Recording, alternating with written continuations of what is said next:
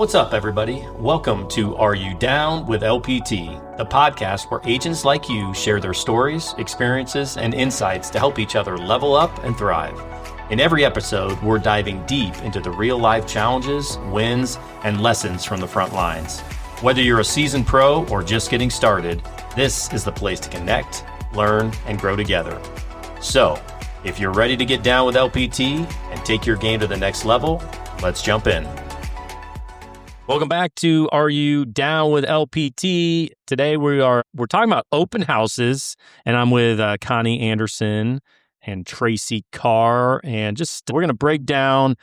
Well, we put together a little SOP on open houses. We're not going to go into that much detail, but we do want to talk about the process of, picking the open house, and we're a week before, and then we're, a few days before, and then we're at the open house, and just kind of go through that process. So you guys ready to deep dive into what an open house looks like? Absolutely.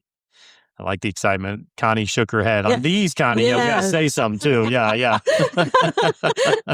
All right, so I want to start week before. I think preparation for an open house is important. I don't think it's Saturday like, I should do an open house tomorrow, and I think there's some prep that goes into it. What are some maybe key points that stand out to you guys as we think about what we're going to do for an open? I think it's important to pick a good open house, right? If it's one of your listings. So define that. Define what's a good open house. I was going to. Oh, you let I'm me. sorry. Feisty. Okay. So I think, if it's a brand new listing, right? Hot listing that, people haven't had an opportunity to see yet, that's a fantastic open house. A price reduction house is a great one. A unique home. So if it's an acreage, kind of those unicorn properties that don't come up very often are great opportunities. So all of those things are things that I would look for as an agent in terms of picking a good open house to do and use the best use of my time. Yeah, they say a new buyer pool enters probably about every 3 weeks. And so in my mind, when I'm talking to a seller, I'm like, okay, we're going to do an open house. I'm not talking new construction. I think I would do those weekly. But I would say every 3 to 4 weeks, plan an open, because we're going to get some new life into those. And if we haven't had a price reduction, I would like to time those. We've been on the market 3 weeks. Maybe we drop it Tuesday, get the house open for this coming weekend, build up some anticipation for it. So, all right, Connie, we picked an open house, but for an agent that's kind of preparing, what are some of the things they would need? Well, I think you need to prepare at least a week in advance to get it out there in the market. So posting on your social media platforms would be important. Making sure that you do maybe some door knocking in the neighborhood. That would be a great potential to just get it out again in the neighborhood and in the market. So I think there's a couple different things that you can use to get, instead of just on Zillow or just on MLS, it allows everyone to know what's going on. If you have a good email campaign, a good list, you can send out an email campaign just letting them know, other agents or within your sphere of influence, you can let everyone know what's going on and that you're going to do an open this weekend. I think too, if it's your listing or if it's not even your listing, get permission from the sellers and maybe go take some photos of teaser photos of cool attributes of the house, whether that be maybe a glass doorknob or a really cool fireplace or an outdoor feature. And then, so you're not showcasing the whole house, but you're kind of using those little teaser features. You should also be going on and ordering the LPT open house white box, and then you can use that for your I think people forget about that sometimes. Oh, they do. I think so. LPT white box. Yes, yeah. That was part of our game this week. Good reminder. So other things now, week before, those are things we need to do a week before. You need to identify the property. You got to order that white box ahead of time. Certainly should do some marketing. Now, as we get a few days out, open house is coming up Sunday. You're talking day or 2 or 3 days before. Any other, key items that we would do as we prepare? So one of the things that I like doing is actually doing multiple posts. So starting Thursday night, and doing a post Thursday, Friday, Saturday, and then even Sunday morning as a reminder. And all the posts should be different. So they're not seeing the same thing just rotating in your social media, but they're seeing something different. And as Tracey said, using a unique feature is a great way to just remind people that you have that open house this weekend. So I think those are all important things to get out there. I think a pro tip would be to maybe have it open an hour prior to the main open house. And when you go around and you door knock, you invite the neighbors to, hey, I have, I'm going to be open from 12 to 1 just for the neighborhood. So you can come through, take a look at the house and, get some ideas, whether that be for your own home or if you know someone that you would like to have be your neighbor. I would love to come and host you, especially for an hour before everyone else arrives. That works twofold. One, that then allows you to focus truly on real buyers that are interested in the house from 1 to 3, where you've gotten all the neighbors out of the way. But it also gives you the opportunity to talk to those neighbors for that hour before and not feel like you're missing out because other buyers are in the house, and you can talk to them. Maybe they're thinking about moving and they want to know how that house compares to what they could get for their own house. Maybe they know someone that wants to move into the neighborhood. There's multiple aspects of including the neighbors into the house. So yeah, and another pro tip would be also to actually map out your signs. So a lot of people wait and don't even think about the signs until the open house is happening. And sometimes you don't have enough signs. There's a lot more turns. You can enter the neighborhood multiple ways. So understanding how you're going to map out and how you're going to get the most efficient viewing of those signs is important. So kind of think through that and what kind of signage you need, whether you need to get some more generic signs or something to help streamline people to the house. Yeah, oftentimes those 3 signs that you have might not be enough, and Right. certainly want to alert everybody that's there. So let's go to the actual event. So we are getting ready to have the open house. What does it look like when you think about arrival and setup, showing up, being professional? Talk me through that. Well, I think even right prior to, you should also go on the MLS and find homes that are similar to this that have just That's hit the good. market so that you have those kind of in your back pocket, because less than 3% of all homes sell from the open house. So the reason for you to be doing the open house is, yes, keeping your sellers happy, but it's also to pick up buyers, right? And this is a great opportunity for you. So by having homes that are similar to that have just hit the market, these buyers might not have seen these yet, right? Because it can take up to 72 hours to spider out to all the other websites, right, that they're typically going to. So if you have the inside edge on a few that have hit the market that they might not know about, that's going to, make you that much more valuable to them. So have that in hand after you've put your signs out. You're going in and you're going to park either on either end of the driveway. You don't want to make it so that you can't be blocked in, but also make it so that it looks like somebody's there, right? So, or park in the street so it appears that you're there. You don't want to park all the way down the street because then it doesn't look like there's anybody there. So make sure that you park there. Make sure that, you open all the windows. Make sure you turn on all the lights. Make sure that the home looks nice, right? Tidy up if you need to. Some people make cookies even. Yeah. So all of those things help in terms of making a welcoming first impression as people walk in. Yeah, and I always walk through the house to make sure if there's anything valuable or that should be tucked away in a drawer or something like that, especially something like jewelry, prescription drugs, anything that might need to be Guns. just put away, guns, yeah, put away so that, you don't have to worry about someone stealing anything or taking off your stuff. I think it's important for us to remember that we're not just unlocking a door. We're creating an experience. And just like a showing, when I tell sellers, like as they walk in the door, they want to feel like, oh, I'm home. This feels like home to me. Absolutely. And for us to prepare, some of that's on the seller, but as we're there and make it feel that way is really important. So let's transition now.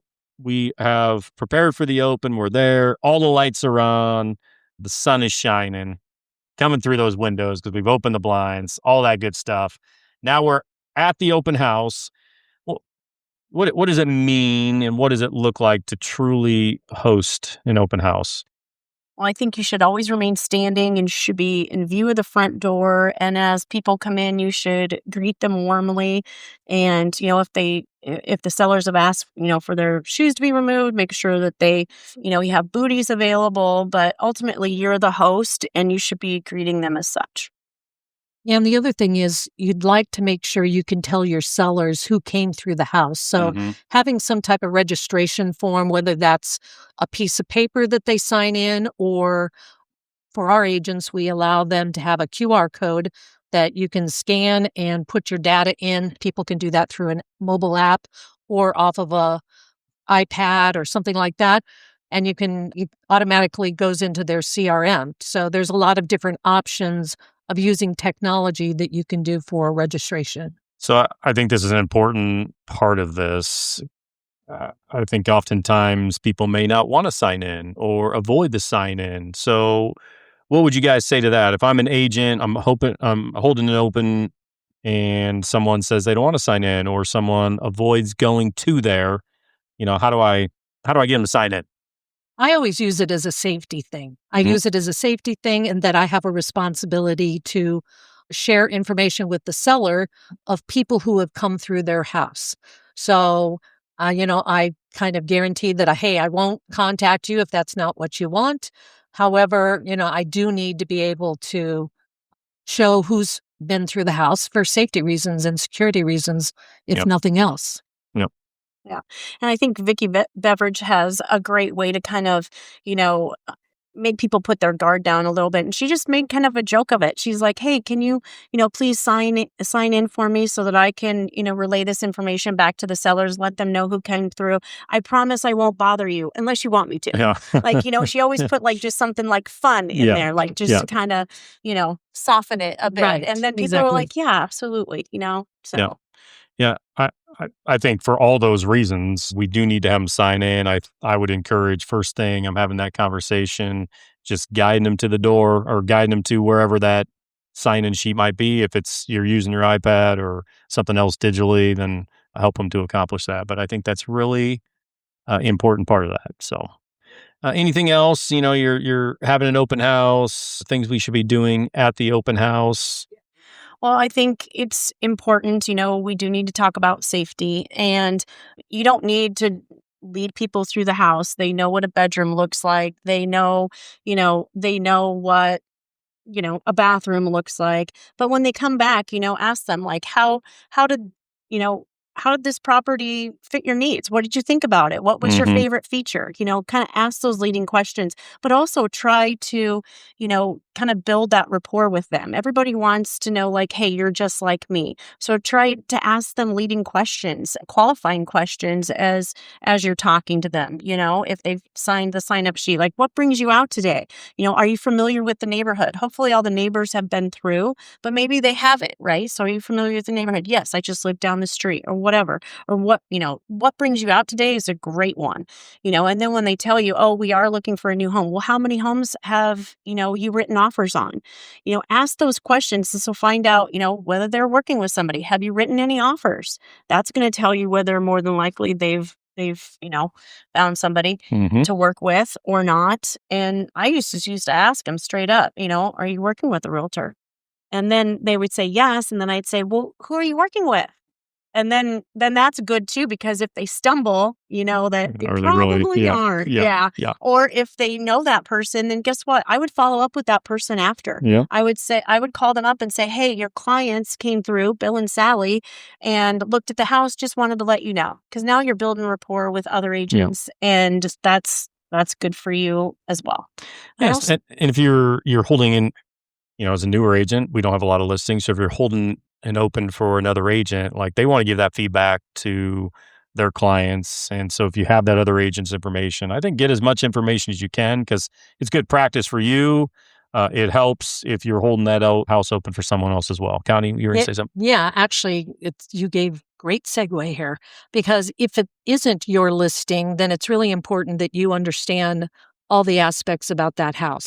So knowing about the HOA, the seller's disclosure, all those things that you want to make sure you bring to the to the open house, but also that you can talk to so that you look qualified, you look like you know what you're doing, even if it isn't your listing. Yeah, because I think there's a potential buyer, a potential client there, and the more knowledge you have and the more that you can provide the potential client, I think is only going to help your case, right? Right, absolutely. Yeah. It's like you're on an interview. Yeah. Yeah.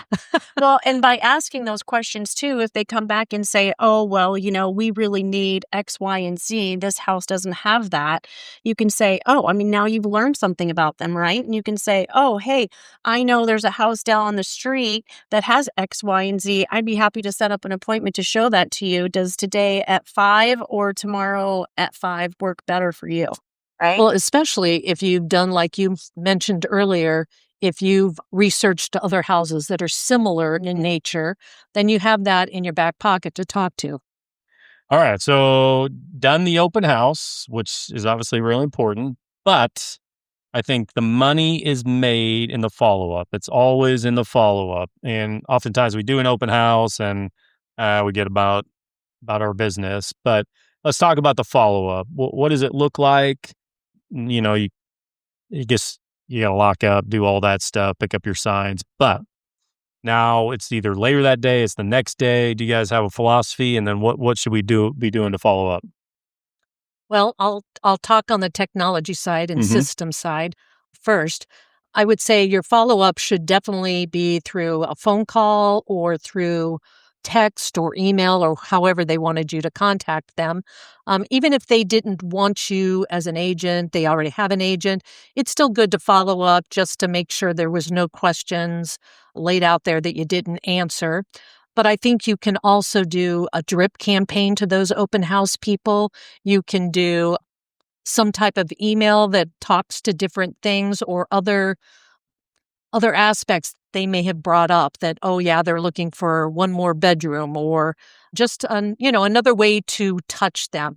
Maybe they wanted a copy of the seller's disclosure. That's a great way to follow up with them on that too. So I think using reminders and stuff in your CRM allows you to do a lot of different things. And the white box that you ordered has got thank you notes. So do a handwritten card and, send that out. You've got their first name, their last name, use the assessor site, track them down. Hopefully you've gotten that information from them so you can narrow it down and figure those aspects out and follow up with a handwritten card, which is fantastic. Because here's the thing, even if they say they're working with somebody else, if I got a handwritten card from an agent and I felt like I had some sort of connection with them and maybe I'm not overly, happy with the service I'm getting, that's an opportunity for you to maybe have somebody. And I always, and this was something I think that your dad taught me, Kyle, was that at an open house, you need to figure out what's your average sale price and what your average commission is. And anytime somebody walks out that door that you haven't made a connection with, you just lost that much money. Yeah. And I tell you what, that changed my mindset incredibly. There goes 10,000. Yeah. Another great idea is as you're leaving the property to do a real quick video of yourself, thanking the people that came, and then sending that video with the house in the background, sending that to all the people that signed in and registered. It's just another way to touch them, but, through technology. And in a video, it's a little more heartwarming. And so that might be a nice little touch to do because a lot of agents aren't doing something like that. Yeah. And reminding them who you are and where they met you. Right. Mm-hmm. Yeah. So tell agents why. Why should they be doing open houses? Why should this be one of their spokes? Why is it so important to their business? You're always building to your pipeline, right? And sometimes people are out looking at homes before they're even ready to buy, right? And especially this time of year, people are. Maybe they're thinking, okay, I want to buy by like May or June, but I'm going to go and kick the tires right now. And maybe they haven't built those relationships with an actual agent yet. And they're just starting their process at open houses because they don't want to sign a BBA. You've got a big pond you're fishing in. So you should be doing as many open houses as you can so that you're, putting those people into your pipeline. I also think it's a softer touch. It's more on a personal level. You can talk personal things also while they're there at the open house, not just specific to the house. And it's just a way to kind of start building that relationship that you're going to want to do with any client that you have. Mhm. Tracey, Connie, great information. Open houses definitely should be one of your spokes. I think it's key part of growing your business, especially if you are a newer agent. I think it exists for any agent, but especially as a new agent trying to get going in this. I mean, you should be doing one weekly. I think it's going to help you with your conversation. It's going to help you with your conversion. I think you got an opportunity to pick up a sale. As Tracey mentioned, there's that paycheck walking out the door. Yep. So definitely should be part of what you do. So, And if you're unsure about doing one, talk to another agent that, is more seasoned and go and shadow them and shadow a couple even and pick up different aspects of each one of those agents and then make it your own, right? And we've got agents that are happy for you to do that until you do feel comfortable about hosting one on your own. So. Well, appreciate you guys. Thanks for taking the time today. And as always, thank you for joining us. Are you down with LPT? That's a wrap for today's episode of Are You Down with LPT? Thank you so much for tuning in. We hope you get some valuable takeaways to apply to your journey. New episodes drop every Friday, so make sure to subscribe so you never miss out. And hey, if you have your own story you'd like to share or questions you'd like to dive into, hit us up. Until next time, stay down with LPT and keep leveling up. Catch you in the next one.